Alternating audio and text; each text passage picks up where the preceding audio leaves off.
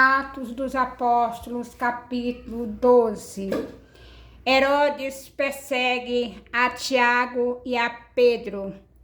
Por aquele tempo, mandou o rei Herodes prender alguns da igreja para os maltratar, fazendo passar a fio de espada a Tiago, irmão de João.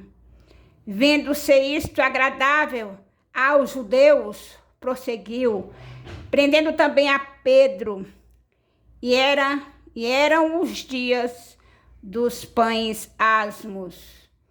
Tendo feito prender, lançou-o no cárcere, entregando-o a 4 escoltas de 4 soldados cada uma, para o guardarem, tendencionando a apresentá-lo ao povo depois da Páscoa. Pedro, pois, estava guardado no cárcere, mas havia oração incessante a Deus por parte da igreja a favor dele. Quando Herodes estava para apresentá-lo naquela mesma noite, Pedro dormia entre 2 soldados, acorrentado com 2 cadeias, e sentinela à porta guardava o cárcere.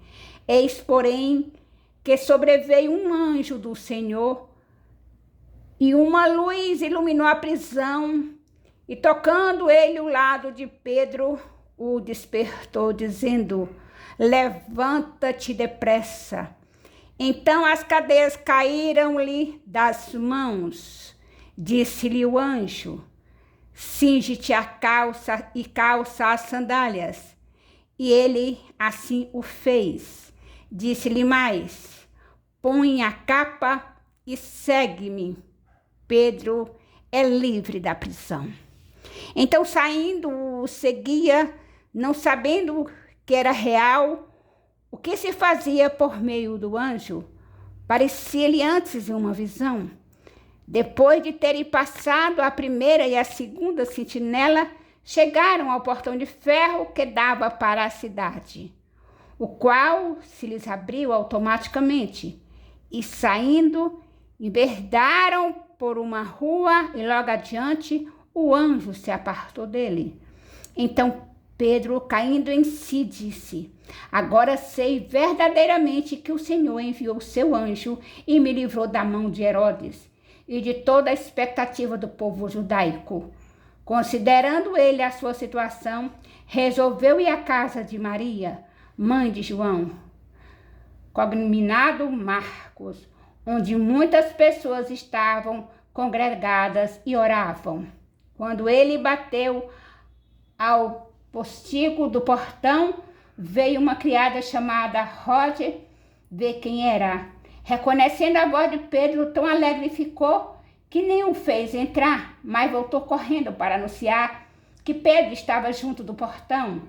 Eles lhe disseram: estás louca? Eis, porém, persistia em afirmar que assim era. Então disseram: é o seu anjo. Entretanto, Pedro continuava batendo. Então eles abriram, viram-no e ficaram atônitos. Ele, porém, fazendo-lhe sinal com a mão para que se calasse, contou-lhes como o Senhor o tirara da prisão e acrescentou: anunciai isto a Tiago e aos irmãos. E saindo, retirou-se para outro lugar. Sendo já dia, houve não pouco alvoroço entre os soldados sobre o que teria acontecido a Pedro. Herodes, tendo procurado e não o achado, submetendo a sentinela a inquérito, ordenou que fossem justiçadas. E descendo da aldeia para Cesareia, Herodes passou ali algum tempo. A morte de Herodes. Ora, havia séria divergência entre Herodes e os habitantes de Tito e de Sidom. Porém, esses, de comum acordo, se apresentaram a ele depois de alcançar o favor do Blasto, camarista do rei, pediram reconciliação, porque a sua terra se abastecia do país do rei. Em dia designado, Herodes vestido de traje real, assentado no trono, dirigiu-lhes a palavra, e o povo clamava: é voz de um Deus e não de homem.